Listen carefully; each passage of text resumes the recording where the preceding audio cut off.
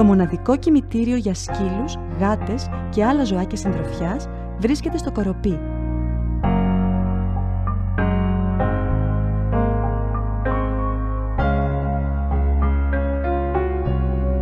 Αποτελεί πρότυπη μονάδα ταφής ζώων με άδεια λειτουργίας, όπως προβλέπει η Ευρωπαϊκή Ένωση.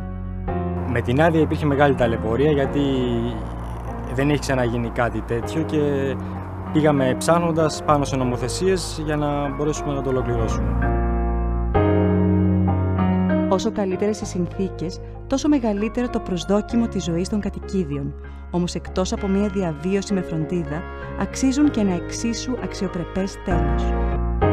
Αναλαμβάνουμε εξ ολοκλήρου από την αρχή, δηλαδή μπορούμε να παραλάβουμε το κατοικίδιο από τον πελάτη, από το σπίτι του, είτε και ακόμα από τον γιατρό αν έχει προγραμματιστεί κάποια ευθανασία.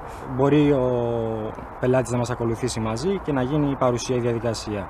Το κατοικίδιο θα μπει σε ένα φερετράκι, το οποίο το φτιάχνουμε εμείς.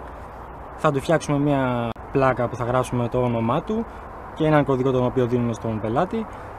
Γιατί υπάρχουν πολλά κοινά ονόματα και με τον κωδικό έτσι δεν μπερδεύονται και ξέρουμε ακριβώς που βρίσκεται το κάθε σκυλάκι ή γατάκι.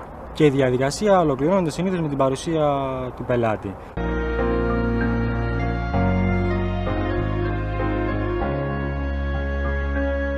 Εδώ υπάρχουν σκυλάκια ενταφιασμένα διαφόρων μεγεθών, υπάρχουν γάτες, υπάρχουν κουνελάκια, υπάρχουν ακόμα και χαμστεράκια και καναρίνια.